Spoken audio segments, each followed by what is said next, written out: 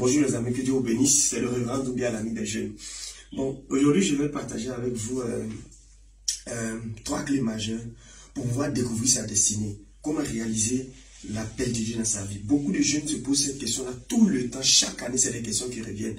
Voilà, c'est une bonne question. Si tu vois un jeune qui va à l'église, qui dit qu'il a donné sa vie au Seigneur, et puis tu ne cherches pas à savoir c'est pourquoi Dieu t'a créé. Bon, en fait, c'est comme si tu vas à l'église pour rien. C'est comme si tu as donné ta vie à Jésus pour rien. Parce qu'on est sauvé pour servir. On n'est pas sauvé pour chauffer les bancs.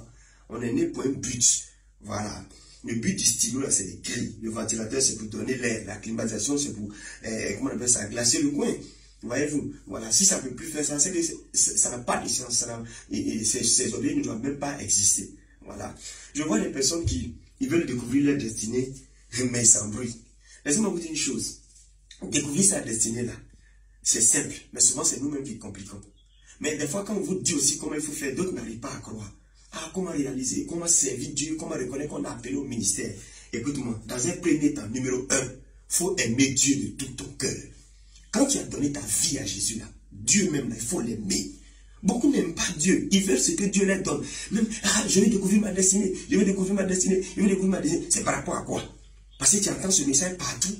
Ou bien tu vois, Dieu utilise les hommes de Dieu. Toi aussi, tu veux que Dieu t'utilise aussi. Ça, c'est une mauvaise intention. C'est une mauvaise motivation. Première des choses, là, Dieu, là, est-ce que tu l'aimes? Ça dit quand il n'y a personne dans ta chambre, quand il n'y a personne, est-ce que tu peux lever les yeux aussi pour dire, papa, tu sais que je t'aime de tout mon cœur.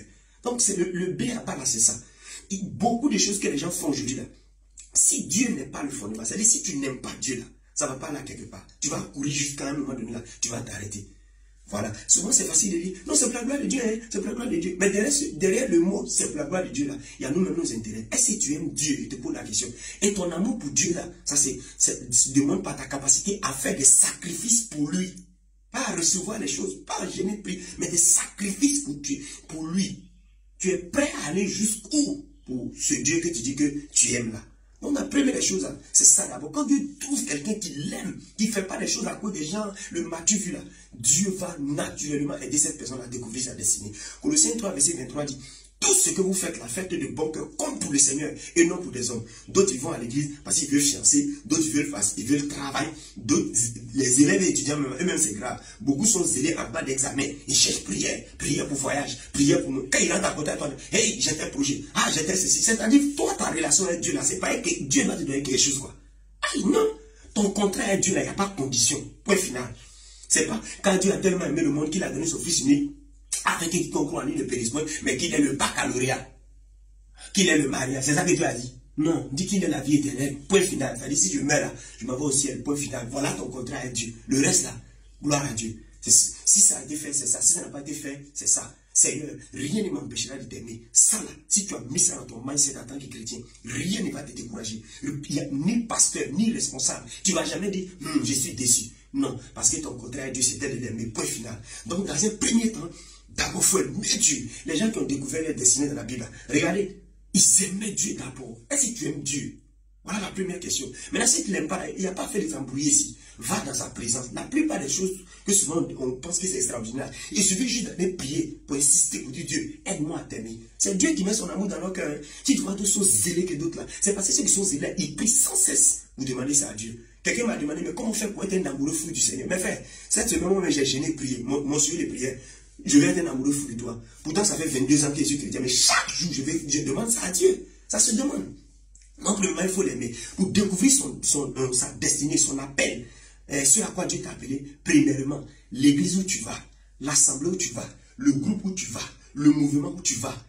Hey, il faut toujours faire quelque chose là-bas. Il faut faire quelque chose dans la maison de Dieu. À vous qui êtes dans le département des hommes libres, DHL, vous êtes assis, vous croisez les bras. Vous êtes des spectateurs, des observateurs de l'ONU. Vous ne faites rien. Vous n'allez jamais découvrir votre destinée. Jamais. David était derrière les moutons de son papa. Bé, en brousse. Saül on a envoyé. Il était en train de chercher les ânesses. C'est ça, les ânesses de son père. Jusqu'à ce que la main de l'Éternel vienne sur lui. Gédéon, il était en train de faire quelque chose. Il était en train de battre du froment. Il travaillait. Élisée, qui a suivi Élie, il travaillait. Il était en train de faire un boulot. Et puis, qu'est-ce qui s'est passé? Dieu l'a saisi là-bas. Moïse dans la maison de Pharaon, il ne passait pas son temps à mailler son nom. Il travaillait auprès de Pharaon. Les paresseux dans les églises. Vous ne voulez rien faire. Vous n'allez jamais découvrir votre destinée, ni votre appel, ni même vos dons et vos talents. L'église où tu vas là, il faut chercher à faire quelque chose. Nettoyer les latrines, garer les voitures, coller les affiches, envoyer SMS, recevoir les nouvelles personnes, nettoyer les chaises, être dans le groupe musical. Il faut faire quelque chose. Et puis tu ne fais pas les choses par rapport à. Genre, on va te donner jetons, on te fait que non, non, non. Tu aimes Dieu. C'est ce que j'ai dit au préalable.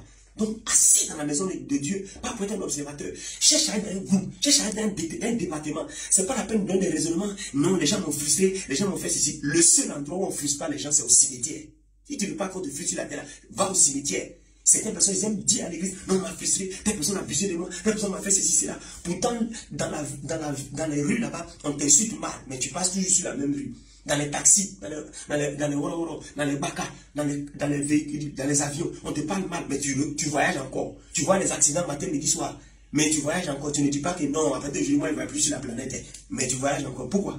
Quand il s'agit de la maison de Dieu, non, tu veux que tout le monde soit parfait. C'est que tu n'es pas sérieux. Quand on aime Dieu, là, on regarde le comportement des gens, puis on se casse, on s'en va toujours. On continue de l'aimer. Donc faites quelque chose dans la maison de Dieu. Tous les jeunes qui étaient sérieux auprès de leur pasteur, dans leur département, au fur et à mesure, la Bible dit qu'un homme qui craint l'Éternel, l'Éternel a mis un chemin tout tracé dans son cœur. Il y a comme un GPS spirituel, qui te fait aller là, qui te fait aller là, qui te fait aller là, sans te rendre compte, tu vas te retrouver sur le chemin de ton appel, de ta destinée. Voilà comment, voici la manière la plus facile de découvrir son don et son appel. Ce n'est pas le fait d'avoir entendu un message, tu te lèves, mais fait 40 jours de jeûne, 56 jours de jeûne. Ça va, c'est pas que c'est mauvais, hein. Je ne dis pas que c'est mauvais, mais mes frères, la meilleure manière de découvrir sa destinée, c'est pas ça là. Non, Dieu va toujours t'amener auprès de quelqu'un pour servir. Et ça là, quand on dit ça à beaucoup de gens, ils ne veulent pas entendre ça. Ils veulent, je vais aller lancer mon ministère. Ça ne commence pas par ça, frère. Ça ne commence pas par ça. Il y a toujours quelqu'un que Dieu va envoyer vers toi. Ou bien Dieu va t'envoyer vers cette personne. Va t'asseoir là-bas. Va apprendre là-bas. Et puis, pour ne pas te précipiter pour faire les choses. Donc, voici un peu quelques clés rapides, efficaces par lesquelles Dieu va t'amener à découvrir ta destinée. Maintenant, en étant auprès de cette personne-là, tu vas voir, il y a un fardeau qui va commencer à monter en toi. Quand on dit fardeau qui va commencer à monter en toi, c'est-à-dire, tu auras une envie passionnée, par exemple, pour les orphelins, pour les veuves, pour les malades, pour encore quoi, pour les jeunes. Moi, je me rappelle très bien, je suis auprès de mon pasteur tous les jours, et je servais dans le département même des jeunes. Et puis jusqu'à ce que je prie pour les autres. Dieu, pour te faire découvrir ta destinée, va regarder ton battement de cœur pour les hommes. Comment est-ce que tu es prêt à te donner pour les gens? C'est ça que Dieu va regarder. Sinon, Dieu sachant que tu as un cœur pour toi-même, ton moi, l'égoïsme, tu vas rester dans train de tourner en rond. Le problème, tu vois, les gens ils sont assis, ils font rien, ils critiquent tout, mais c'est eux qui veulent découvrir leur destinée. Et tout le monde veut être des fondateurs. Mieux vaut un numéro 22 que d'être un faux numéro premier. Mieux vaut être un bon numéro 22 que d'être un faux numéro premier. Ça n'a pas de sens. Il est mieux de dire, Seigneur, quel est mon rôle? Tu sais quoi? Je suis en train de parler, non? Tu sais que j'ai un cœur. Mais jusqu'à ce qu'il quitte la guerre, je ne vais jamais voir mon cœur. Pourtant, il est là. Sans lui, l'organisme ne peut pas fonctionner. Il pompe le sang dans tout le corps, mais on ne le voit jamais. C'est à cause de ça, j'ai dit, mieux vaut être un bon numéro 22 que d'être un faux numéro premier. Pourtant, il y a c'est ma langue qui a en valeur, ma bouche, tout le sujet suis blessé là, il peut vivre.